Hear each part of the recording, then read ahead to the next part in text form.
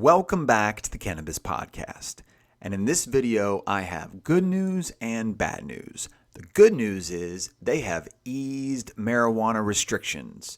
The bad news is it's for enlistment into the military and probably for the draft. Before I get into this, please like, share, and subscribe. In the day of censorship and algorithms, please help build this community. I appreciate it, and I'm glad you're here. Thanks for watching everything. Let's get into the article, which I'm sure you've heard about, unless you're living under a rock. But the U.S. Army has raised the upper age for recruits to 42 and scraps marijuana restrictions. So the U.S. Army has scrapped a barrier for potential recruits who have a legal conviction for marijuana or drug paraphernalia possession. So they're needing everyone that they can get.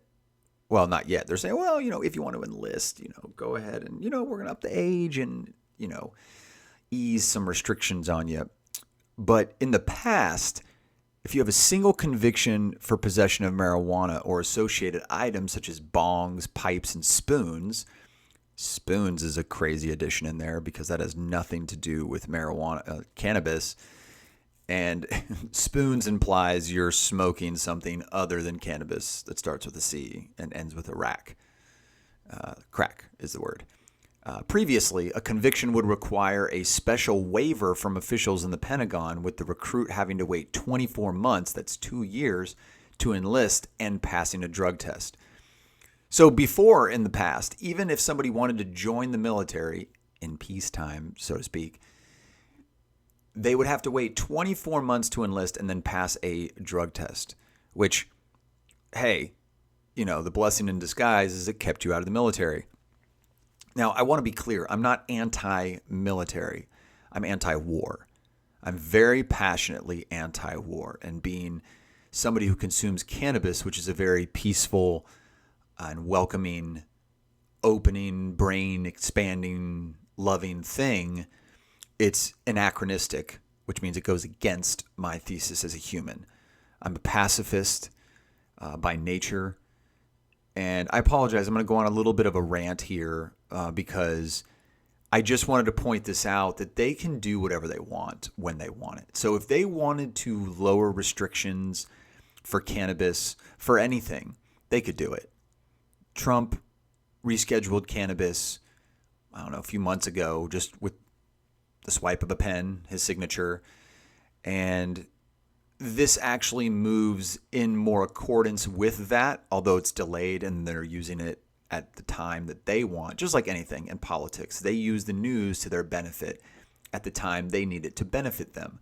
Right now, they need people to either enlist or get prepared for some sort of selective service draft, which is unfortunate. I'm 40 years old, so they put me back in the open window. I don't have any convictions of marijuana, so I'm good to go if I wanted to. I will never voluntarily join any military. I took my ASVABs twice out of high school and then out of college. If you know what those are basically the standardized tests to see where you would place for jobs. And you can check the records somehow, but I got a 92. I qualified for military intelligence, but I think that was maybe because they had some job openings. Dun-dun-dun. Anyway, before I go on that diatribe, I just want to show you this. If you hadn't already seen it, now you have. They have scrapped marijuana, cannabis restrictions for enlistment. Just proving whenever they want something done to their benefit, they can do it. The only time they're going to do it, if it benefits you, is if it also benefits them. Now, they could ease restrictions for small business loans and job applications and government jobs and everything else, because there's a lot of leagues out there, like the NBA has removed cannabis from its drugs of abuse. The UFC has stopped testing. The NFL, Major League Baseball, they're doing partnerships with CBD brands now. Chicago's sports arena allows hemp THC drinks. So you're literally living in this new age wave of expansion for cannabis consumers. And coming up soon, there's going to be a gun rights Supreme Court lawsuit that we've talked about. Check out that video where they're going to rule that medical marijuana users are allowed to carry guns. Now, it's up in the air, but that's my prediction, just because the gun lobby is so huge and there's so many guns in the country. And if they don't rule that, then we have a problem, a bigger problem than I would think. But I didn't want to go on too much of a rant about this, but I did want to say something about it. And they have now expanded and eased their restrictions on cannabis convictions.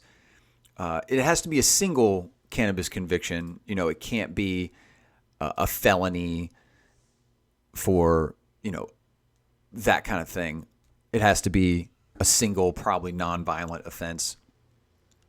However, I knew people that joined the Marines out of high school that were literal felons, and they didn't care. They joined the Marines and they're like, "What do you mean? I don't know what you've seen. I didn't." They do what they want. So I guess good news and bad news. If this was not in the light of a big military conflict going on and escalating around the world, I'd say this is great news. I'd say, hey, congrats. Now, if you have a conviction for cannabis, but yet you really want to join the military somehow, some way, some reason, you could. Unfortunately, it's during the time where you don't really want to hear that. It's kind of like a silver lining thing. So like I said, good news and bad news is they have expanded the military to 42 and dropped cannabis convictions. So that's just a quick update. I hope you stay blessed. I'll pin all the articles and references to things in the comments in the description. Thank you very much for being here.